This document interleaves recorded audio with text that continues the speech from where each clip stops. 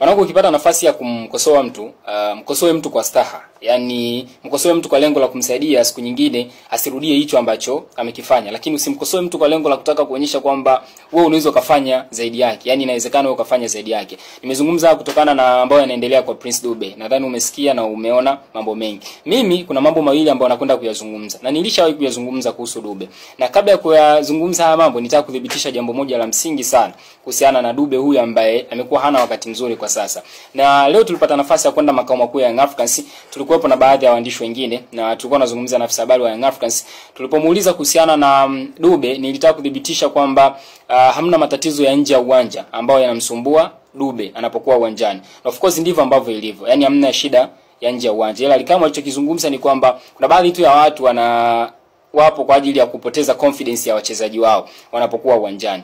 It's okay. Kuna vitu viwili vya msingi ambavyo mimi baada ya kudhibitisha kwamba hana issue zozote za kisaikolojia ambazo zinamuaffect nimeviona kwa Dube vya kiufundi sana.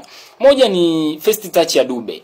First touch imekuwa inamgharimu sana Dube kufanya maamuzi ya pili. Yaani anapopokea pasi ule mguso wake wa kwanza tu ndio umekuwa sio sahihi, jambo ambalo linamfanya hata anachotaka kwenda kukifanya kisiwe sahihi. Kwa hiyo ni kitu ambacho ni cha kiufundi tu, kikiangalia kinaweza kikarekebishika kwenye uwanja wa mazoezi. Ukiangalia ile game dhidi ya Silver Strikers, angalia ile nafasi ambayo alikosa kabisa afu baadaye akaomba sabu. Angalia tu ambacho kilikosekana pale kwa Dube ni first touch yako, kwamba unataka iwe setup touch, iwe direction touch, au huu ni mpira wa kushuti. Kwa ukiangalia hapo, lakini pia kuna chance nyingine nakumbuka alipata the same issue ni hiyo hiyo. Yaani first touch inakuwa mbaya. Kwa first touch ikiwa mbaya, then uwezo ukafanya maamuzi ambayo ni mazuri. Lakini jambo lingine la msingi la pili ni positioning ya Dube. Dube amekuwa na positioning nzuri sana.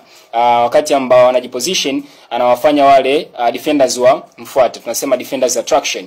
Lakini kuna muda huwa anajiweka under pressure. Yaani anakaa katika nafasi ambayo ni ngumu yeye kuweza kufanya maamuzi ambayo ni sahihi, kitu ambacho watu wamemuona kama vile Dube afanyi vizuri uwanjani. So ni vitu viwili vya kiufundi ambavyo naviona bado vinamsumbua Dube, lakini vinaweza vikarekebishika kwenye uwanja wa mazoezi kwa sababu hana shida yoyote nje ya uwanja. Lakini kingine cha msingi kwa sasa hivi kwa Dube, hatakiwi kukosa nafasi ya kucheza. Yaani ili Dube arudi kwenye hali yake ya kawaida, Dube ambaye tunamfahamu yule wa Azam FC, basi anatakiwa kuendelea kupewa nafasi yeye kucheza. Kwa sababu akikaa nje ndivyo ambavyo anazidi kuwa affected, ukiweka na atmosphere ambayo kwa sasa hivi anaipitia. Mimi nimeona kwenye engo hiyo tu.